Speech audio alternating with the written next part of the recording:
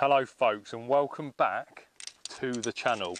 As you can see, I'm enjoying myself. This, for me, is the stuff dreams are made of. This is my favourite stretch of river. It's the River Trent.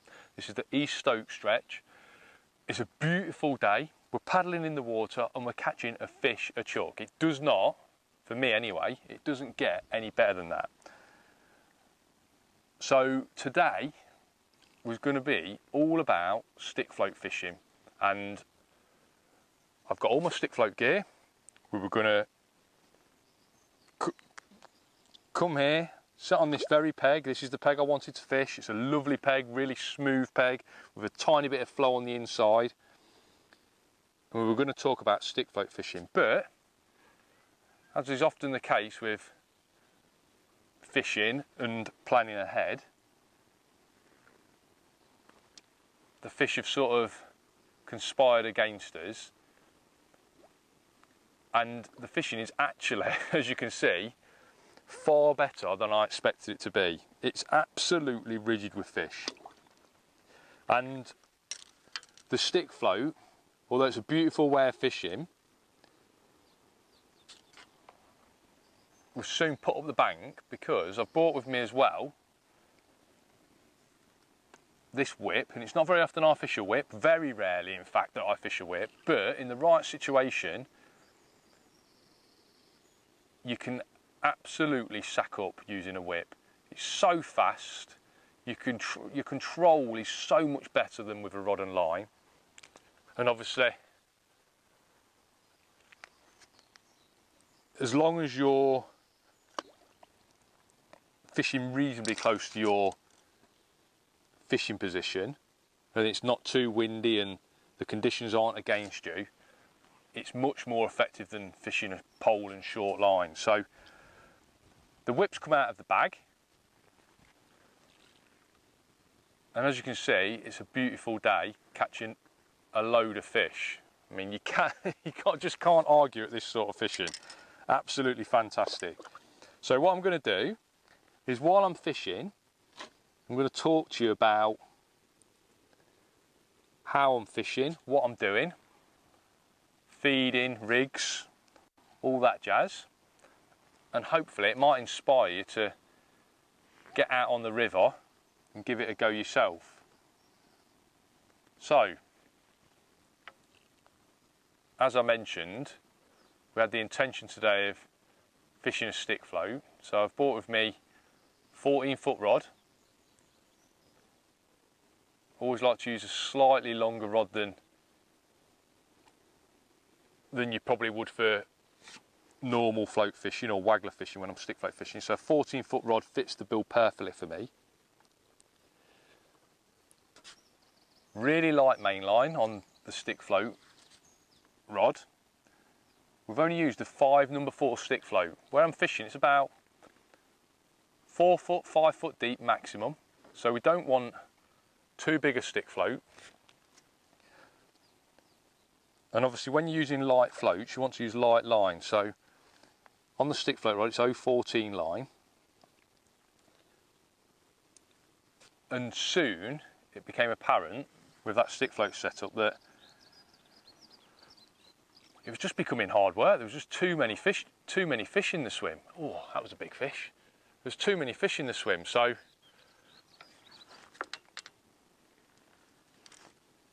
that stick float rod soon got put up the bank, and then this whip came out. Now this whip, it's a telescopic top 3,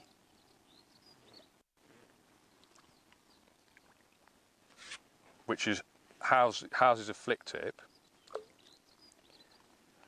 and then the rest of the whip is put together. So if I wanted to, I probably could fish a bit further out or a little bit shorter just by taking a section off, which obviously makes things a lot easier.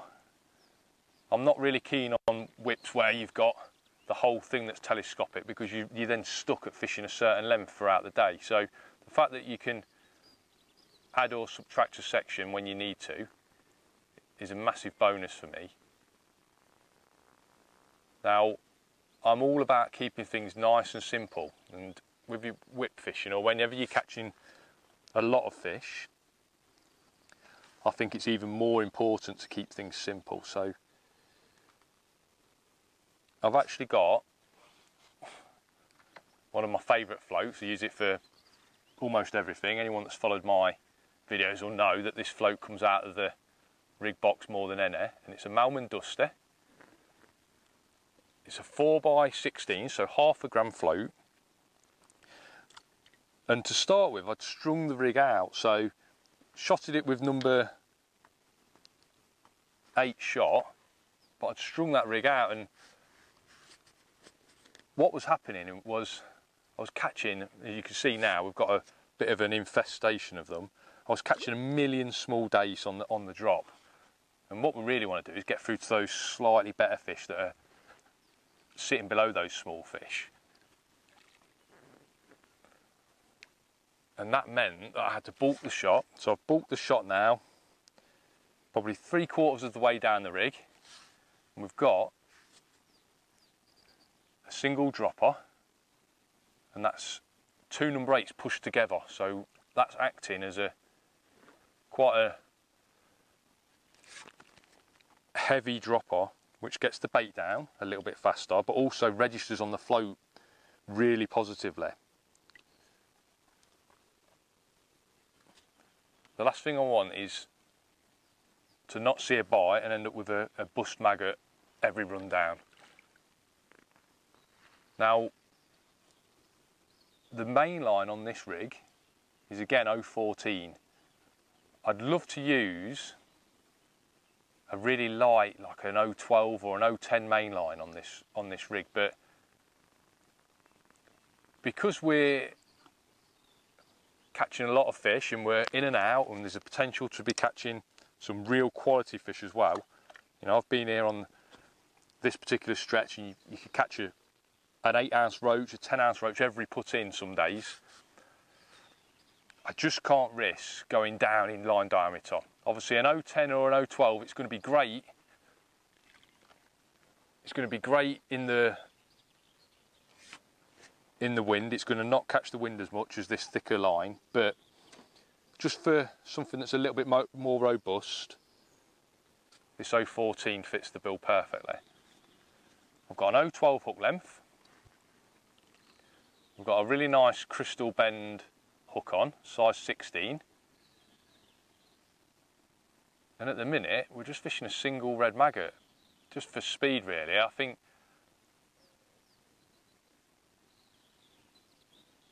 we'd maybe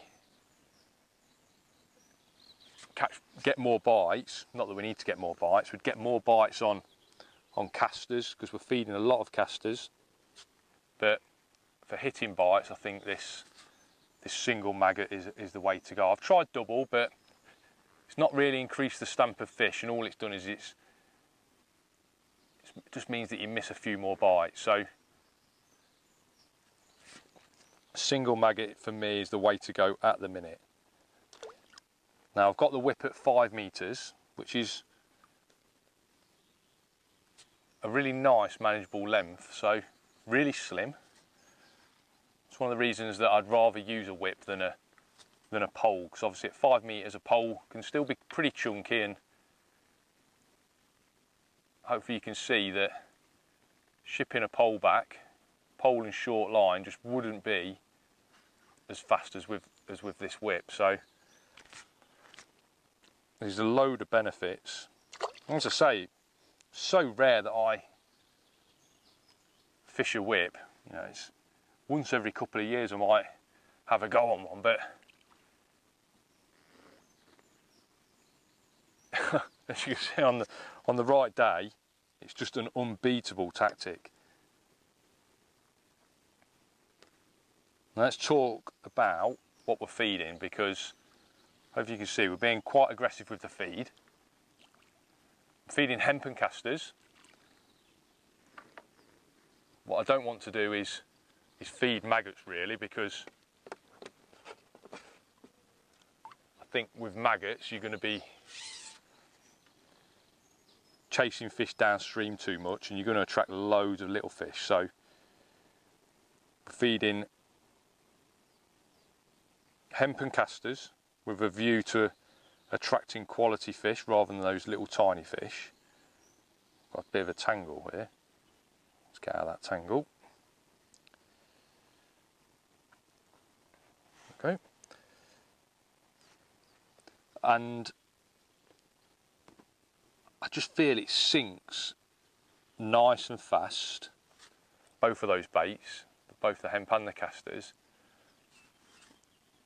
which just gives us a chance of getting some bait down in our sort of killing zone. Now you'll notice that I'm sitting, you might not be able to tell, but I'm sitting slightly, facing slightly downstream, and I'm feeding slightly downstream also. I always feel when I'm river fishing, I want to do everything slightly downstream of my position. So that gives us chance to get a float under control in our feed. Because obviously if I was to feed too far upstream, it runs the risk of the fish sitting upstream of my fishing position, and then obviously we'd struggle to get a rig to them because obviously the flow's working against us. So I always think feeding maybe a metre or so downstream is the way to go on a river.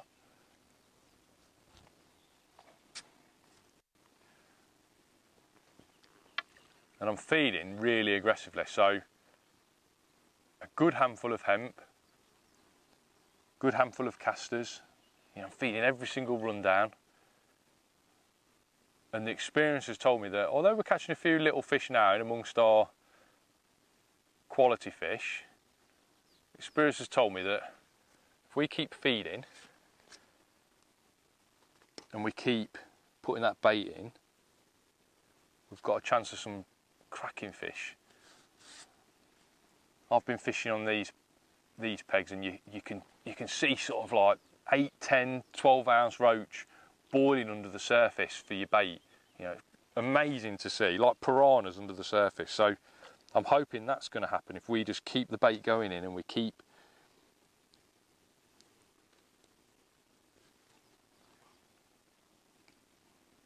those fish in front of us. I mean, there's a lot of river downstream. We could be pulling fish from miles away in theory, so it's hard to overfeed this river in the summer months. So you need some bait. Now on the subject of bait, I brought with me, obviously it's all about quantities, so I've got with me 3 big tins of frenzied hemp seed, which is obviously so easy just to open a tin and put it on your side tray. And it's a big size as well. It's not a small hemp seed. You know, sometimes you get a tin of hemp and it's all tiny little seeds. It's a big hemp seed at the minute. And I did something I've not done before, and that was order some bait online from Willy Worms regarding my casters. So I just ordered 3 pints of casters. The bait came the next day. The bait's of good quality, and you can see that these fish are loving it. So, you know, first time I've ordered any bait mail order, but I think I'll be doing it again.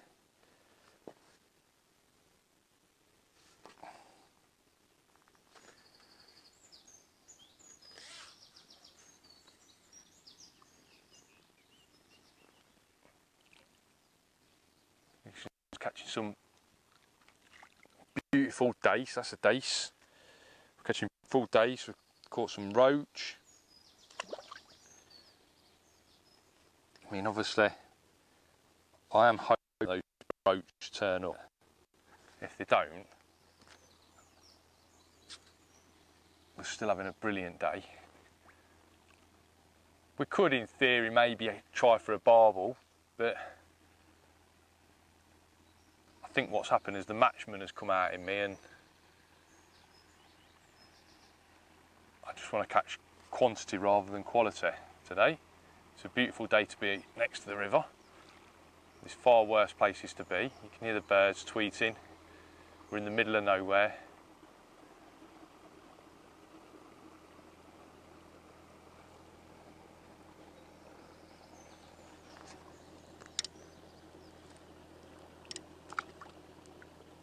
Fantastic surroundings, swinging in a fish every run down.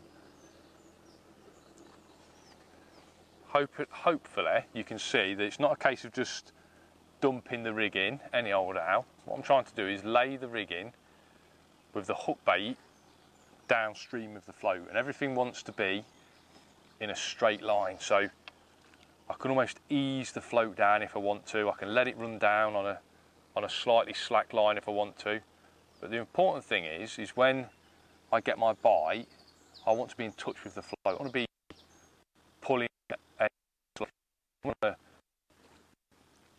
keep my float tight to the tip of my whip. So it's only a case then of a little sort of, we just bumped that fish then, but it's only a case of a little 6-inch swipe of the whip to the side and you hook the fish.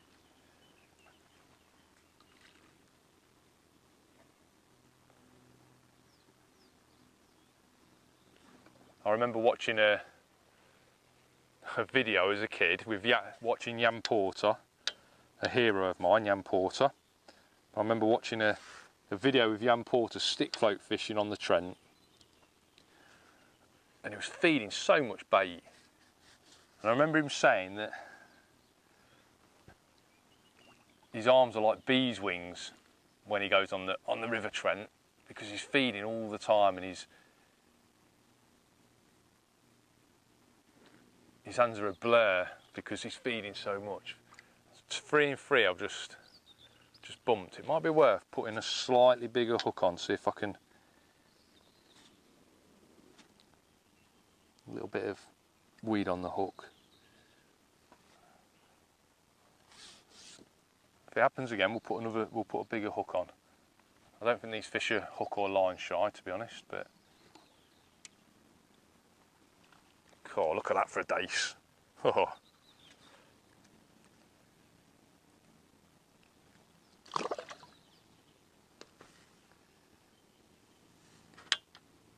And obviously there's been some fantastic anglers fishing the River Trent over the years.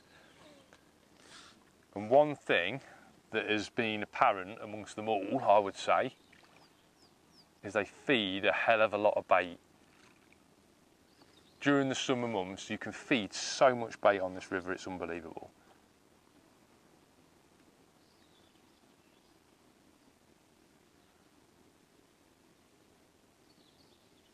Yeah, it's just about getting through those tiny fish.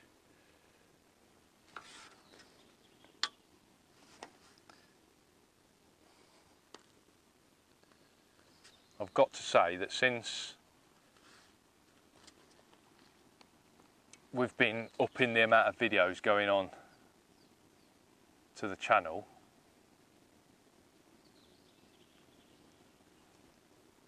I've had loads more positive comments. Everyone seems to be loving watching fishing on YouTube. If you've not a subscriber already, please do, because there's loads of variety. It's not all about the river and it's not all about commercial fishery work. You know, there's loads of variety on there. There'll probably be something one week that you really enjoy. So if you're not a subscriber, have a think about it. God, pulling the tip of the whip round that one was.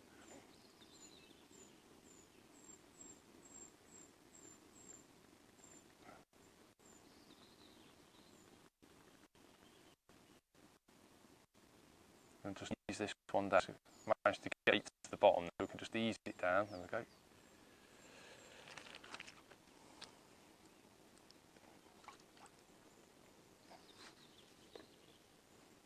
We've only been fishing for maybe 40 minutes, so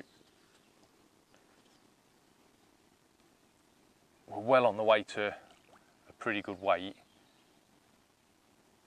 There's a peg just further upstream from where we're sitting today, which is just a stunning peg. Peg 1 on this water is absolutely rigid with chub and barbel.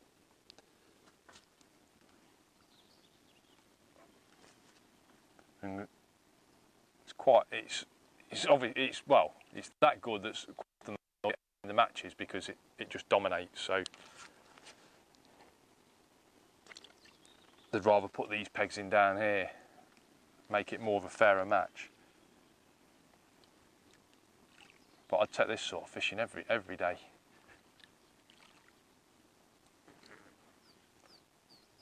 What I'm trying to do is, because quite often you'll find that the smaller fish, especially early on in the session, will be right in where you're feeding, and the bigger fish will just hang below. So I'm trying to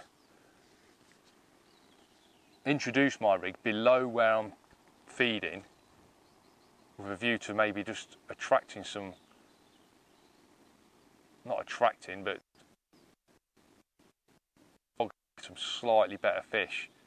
I mean, in amongst my feed at the minute, there's some really tiny fish. There you go, that right down the bottom of the swim, look.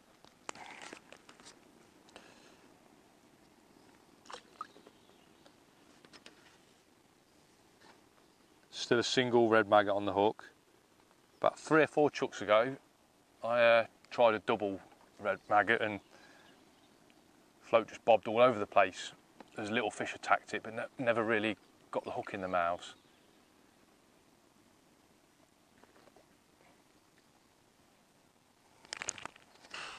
Just can't get over how good this is.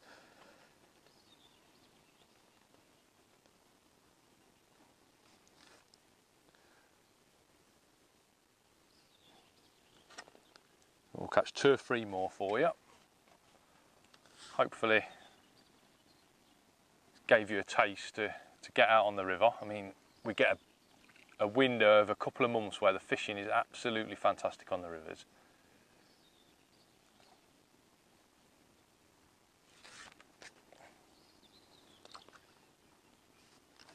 I always think early in the season, maybe if you want to go chuck a feeder for some bream, that's ideal.